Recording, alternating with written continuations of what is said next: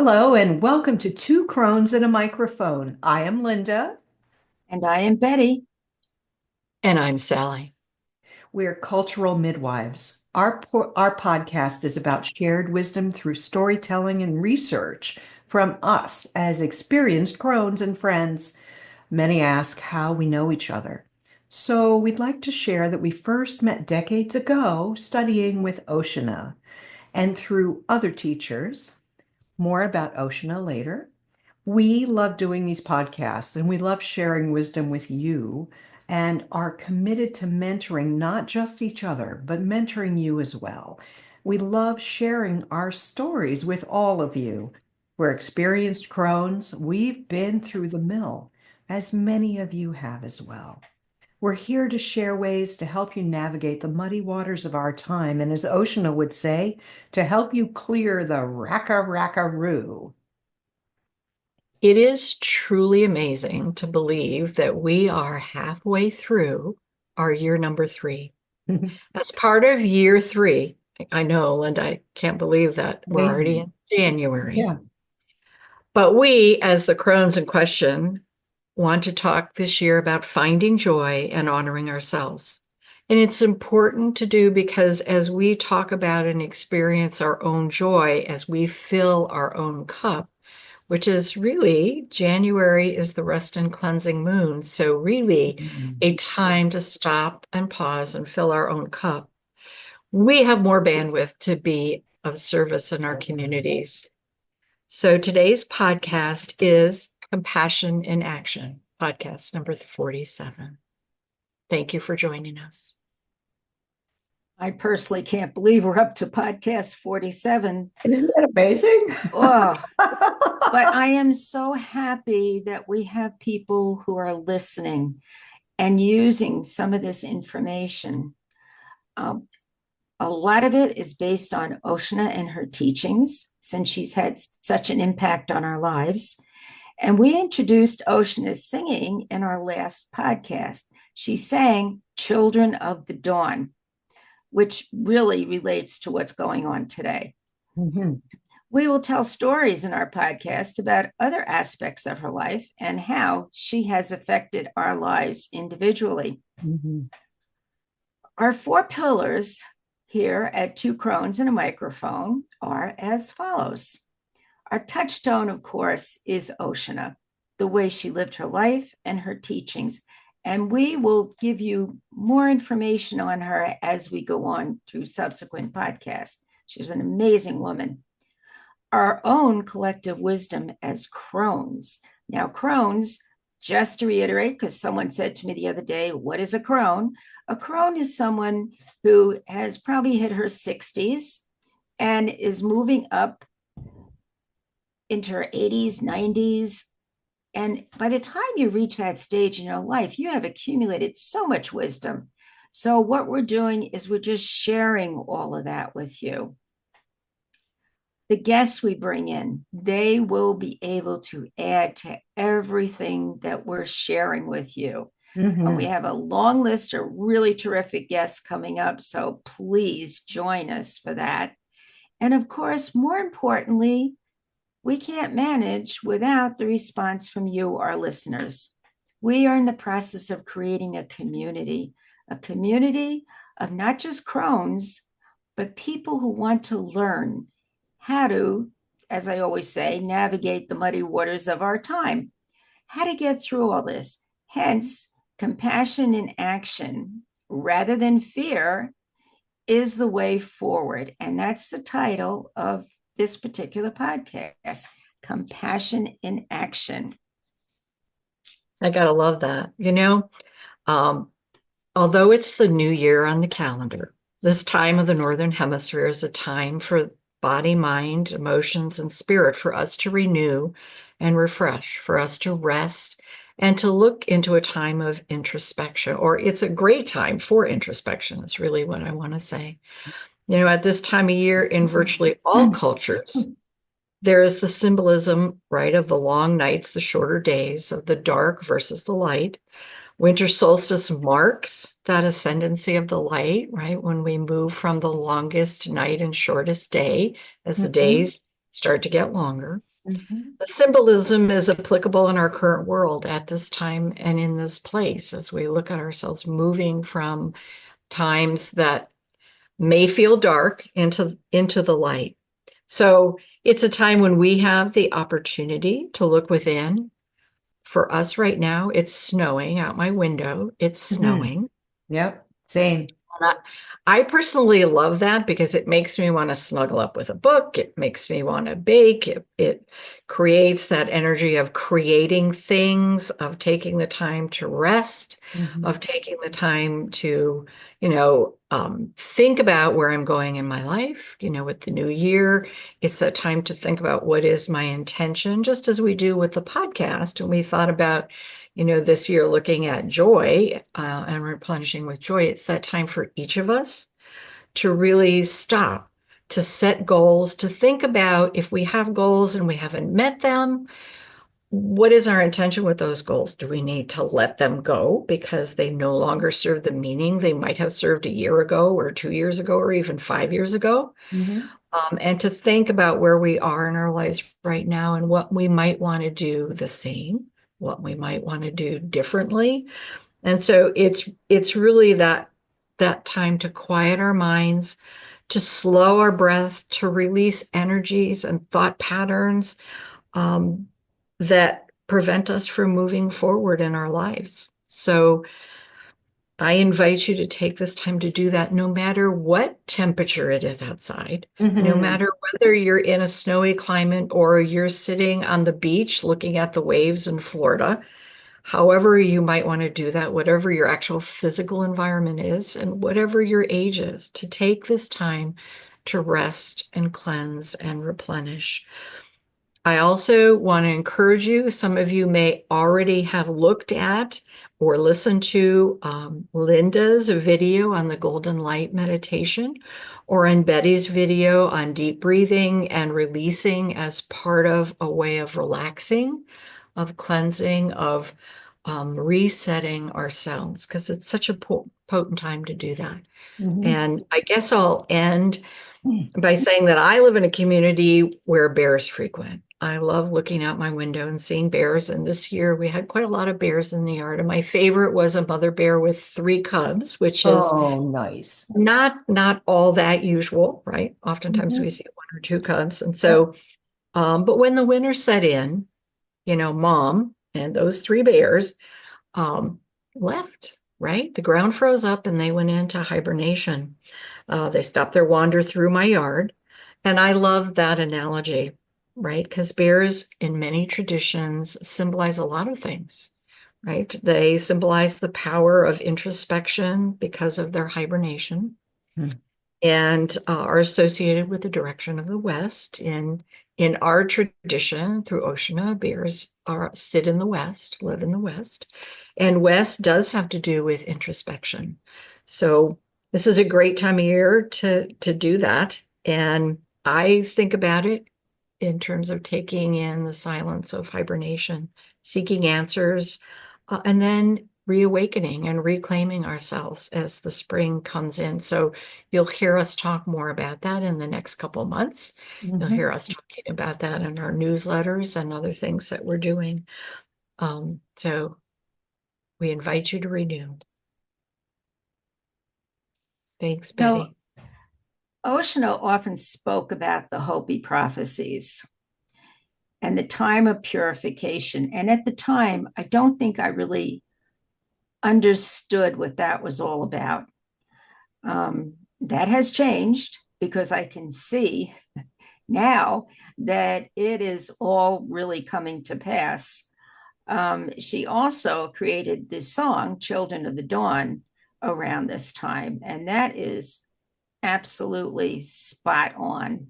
Spot on. Again, the song is in our podcast 46, Weaving Light and Community, which is on our YouTube channel, Two Crones and a Microphone. But I encourage you to listen to that song. It is absolutely beautiful.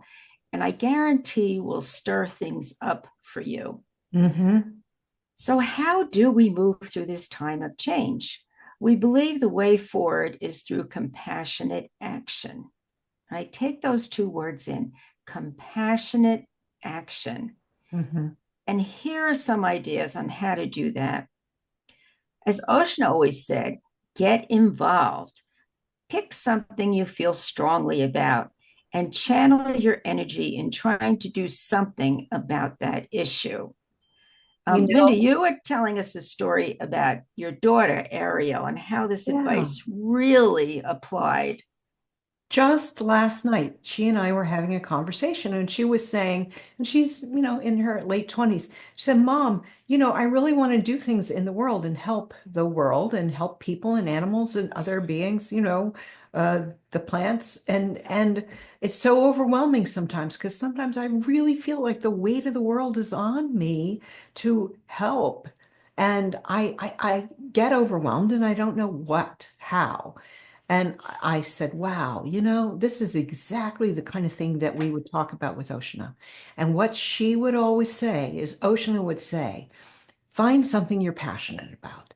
Mhm. Pick one thing and then look for a way to apply it locally and either nationally or globally and work on that until it gets repaired or your next passion project comes up.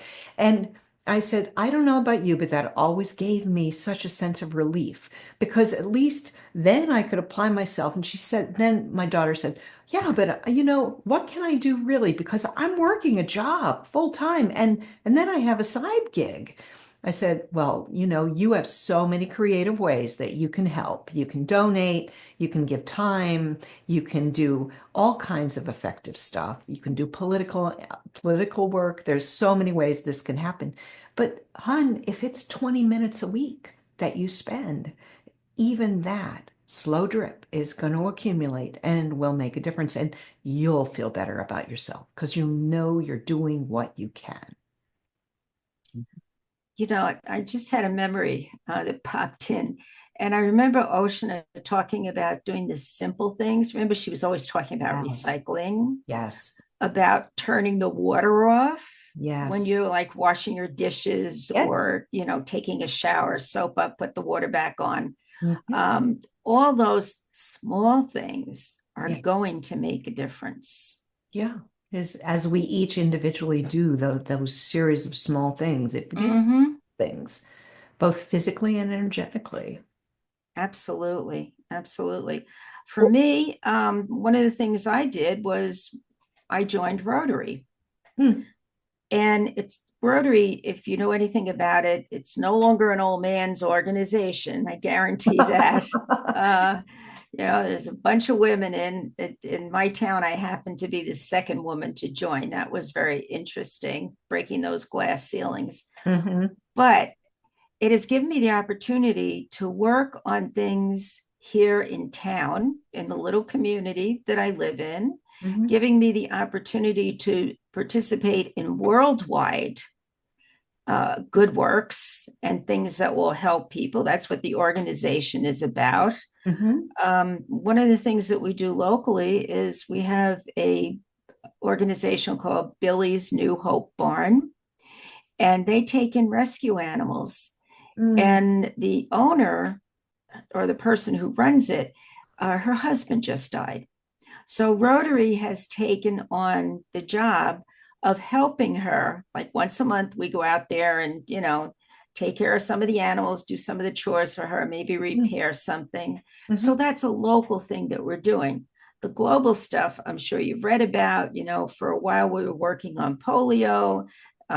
There's always something that we're working on, and we've made differences in people's lives. Sally, how about you?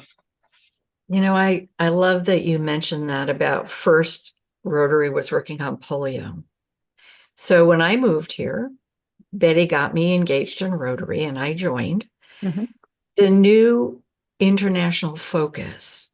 And I'm just going to say this because there's so much more that I would love to jump into, but it will take us from what we're talking about. The new focus is on mental health issues in the world, Yeah. Fantastic. which is huge.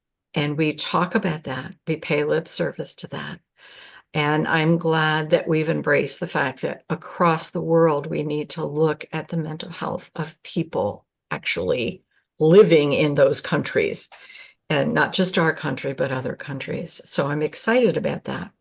But I do things, one of the things that I think is important to remember is what you might want to do to make yourself feel connected and to make change might not be something your friend or family members think are important. So you're going to pick what's important to you. Like I have a passion for, the environment. We all do on this podcast. I know Yes. that. And those of you who have been listening to us know that. But like I might do Rotary's road cleanup because we have areas around town that we do road cleanup on. So Mhm. that might be something I choose to do that somebody else in Rotary doesn't choose to do. But I think that the little things, like Betty, you jumped in and said, "Oh, I remember Oh Shinnah used to say, well, in order to conserve water, turn the water off when you're doing things, take shorter showers, look at how you're using water." So that was about the time that I got into, put my financial support behind products that um, are sound and good for the environment, Mhm. put money where my values and principles are, where Mhm. my beliefs align, and don't support those things that don't align with my beliefs. And so when I think about what you said, Linda, about Ariel saying, but I've got jobs and I have all these things to Yeah. do, Yeah. that's exactly so, right? Before I Yes. retired, yes, that was the challenge. But everybody shops at the grocery store somewhere, That's right. even someone who grows their own food, uses the store for certain products. So research. I invite you to research those products that you're interested in buying. And if they don't agree with your values or they don't align with what you want to see or the change you want to see, don't support those products. I love And that. that becomes a very simple thing that we can do that's very individual, but also moves us forward, I even if it's like, and it's an incremental way. I Yeah, love Lynn. that. That was a commitment I made about 30 years ago to wherever, and it Mhm. was much less common then, but where I could, I would buy organic or I would support a Yeah. local farm. And, to me, it made sense to be able to both get the healthier option, better for the earth, but also better for us. Hmm. And also to be able to give my money directly to the farmer who actually grew that food became really important to me because I felt then I had a good connection to that person, to their life. I remember a small story. When I lived in Redding, Connecticut, there was a organic farm up the road in Bethel, and it was called Holbrook Farm. And Mr. and Mrs. Holbrook ran it. She was an amazing baker and cook, and he was a great farmer, but it was their personalities that really shone through. They were so engaged in it, and they were a focal point when I was raising my daughter. We would always go up to Holbrook Farm and we'd see the chickens, and we'd be able to see the baby lambs in the spring. And, we felt like we belonged to a community there that was supporting both the farm and the healthy living that could happen as a result. Yeah, thank you. Good memory. Well, and so we invite you to think about how you can make a difference in your circle of family, friends, or your community. And please make a commitment and do it. It can be local, it can be something national. Remember, this is an invitation to a way of peaceful change, not an invitation to violent action. As Crones, we choose not to condone violent action. Why? It just increases fear. So we're very much in favor of peaceful change. That's why we talked about compassion in action. And once you've picked an issue, take a moment to write to us and keep us updated on what you're doing and then what we can all do to help. As our circle grows, it strengthens both your and our ability to make a difference and walk a path of peaceful change in the world. Where can you contact us? Well, if you're an email user, you can contact us at number two, Crones and a microphone written out at gmail.com. For those of you on social media, we have a social media platform on Facebook, on Instagram, our YouTube channel, which we're very pleased about. That's really getting mounted nicely. And of course, on LinkedIn. So reach out on any of those venues. Let us know what you're doing, what you chose, how it's working out for you. How does it make you feel to be picking something and committing to it and doing that thing? And if you're going to check out the YouTube channel, remember you need to look for the two owls. That's right. And that would be two TWO Crones and a microphone on the on the social media platforms and on the YouTube channel. And remember, it's really important. It doesn't matter what age you are. All right. You could be a crone, you could be a youngster, a young woman, a young man listening to our podcasts. And take the time to do something good in your community once a day, if you can, just once a day. And again, if that's turning off the water and doing a short shower, go for it. It could be a youngster choosing to donate their toys, their gently used toys, to a organization. It could be an 83-year-old who sends like $5 to help support some of the animals or the homeless or our veterans who are out there. Everyone, by doing this, will be channeling their energy to something that changes their community for good. And in turn, this will change you. We guarantee that, because the research is out there that proves this to be true. So step up to the plate. I'd like to invite you to look at the twocronesanamicrophone.com website for our in-person and online classes. Talk about our Instagram and Facebook post and our YouTube site. Don't forget to support us, please, by subscribing to the podcast. And remember, we always want to hear what your favorite podcast or wisdom practice has been. We are creating a community here, a community of people who follow the values that we're putting forth. A lot of what Oh Shinnah has taught us, our love for Mother Earth, our love for community and for each other. Yes. In any time of change, that's so wise and so important to lean into the love and the care and the integration with our communities. And it can Absolutely. be family, it can be friends, it can be chosen community. There are faith communities. There's so many different ways we can take action. And as I think about that, the more you're able to reflect on what's important to you and be willing to share that on any of the social media sites, you might ignite a fire in someone else. By igniting a fire, I mean creating interest. I don't mean actually lighting a fire. You might be creating interest with someone else who has a similar passion. That's right. And so some of the things that you find that you want to share might be something someone else will read and go, wow, what a great idea. I was just thinking about how this is something I might be interested in. And you're bouncing ideas off of each other. You're sharing resources with each other. And that is one of the things I actually appreciate about social media. Yes. So while I might have my own limited use of social media, one of the values I think of social media is that people across the world can share ideas and spark interest and enthusiasm. And so as you use this time to think about, what is my intention for the year? What do I want to create for myself this year?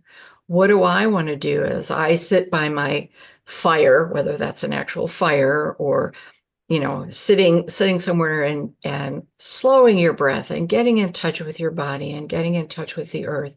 What is it that you want to do to make the world a better place? Now, I know some people might consider better a judgment call, but what would you like to see in the world that would make the world a more loving, a more compassionate, a more healthful and helpful place? Share it with each other, share it with us, share it with each other so that we can compound where we're going, right? We help each other along the way. That's right. Sally, thank you. I want to embroider on that just a little bit, because some of our listeners may not know, but we have listeners worldwide.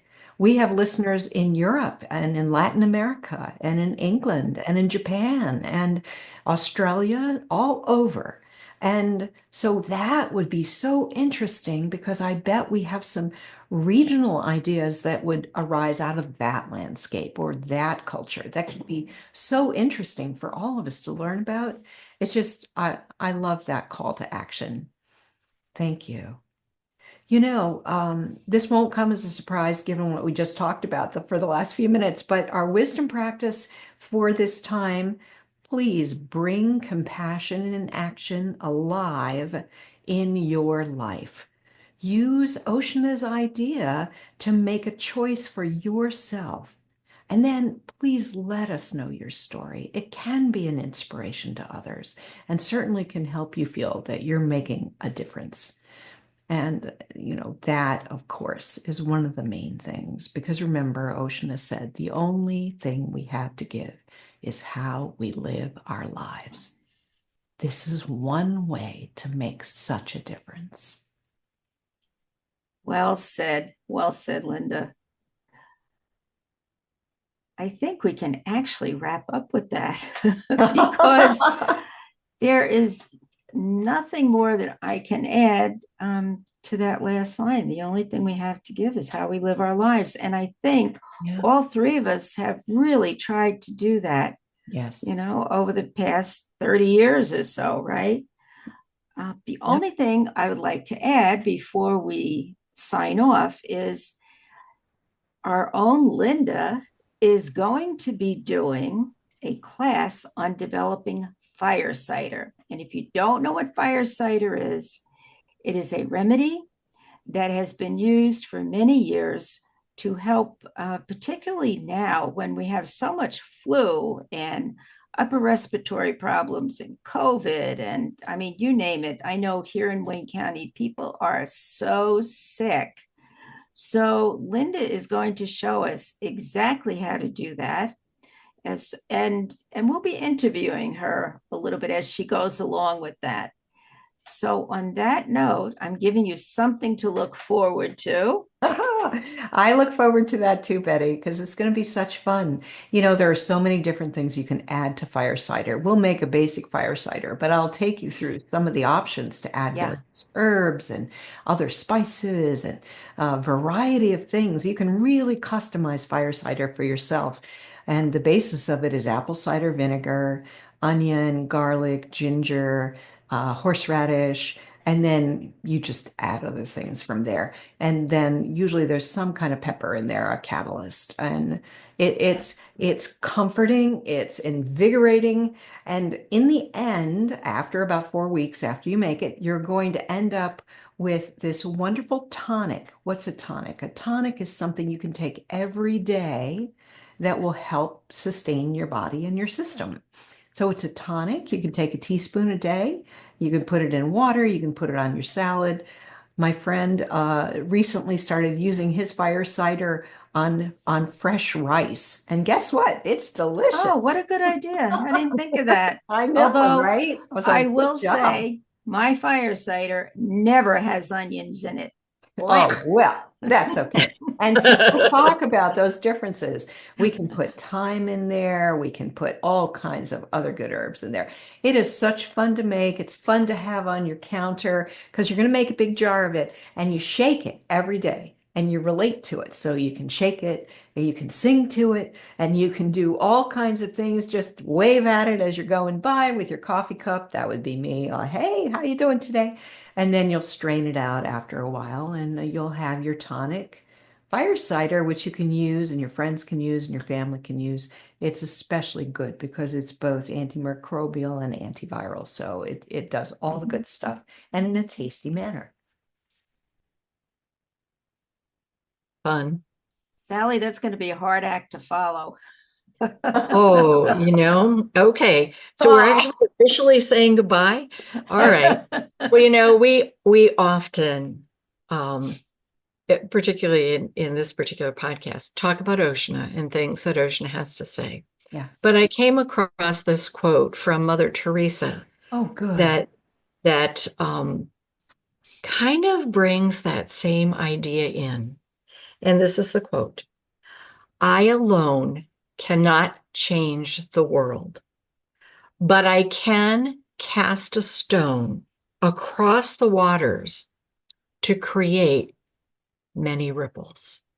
Oh, I love that. That's what we're talking about. Thank you. Mhm. Yeah.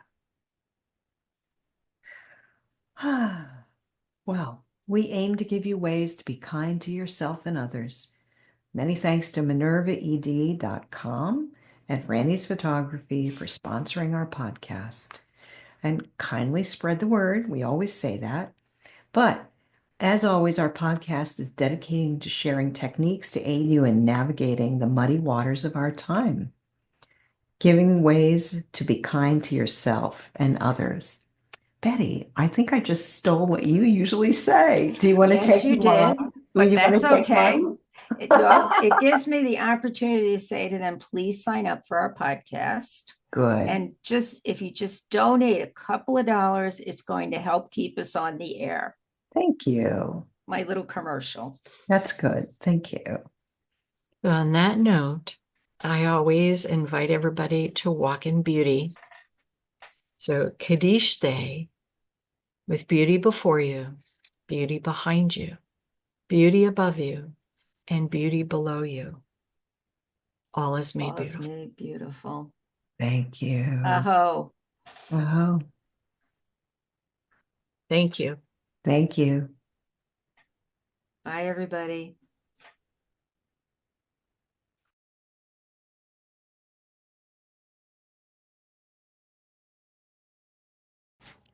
Hi, if you're enjoying Two Crones and a Microphone, please like this video and hit the subscribe button. Enjoy timeless wisdom from modern times, all served up by women in the know.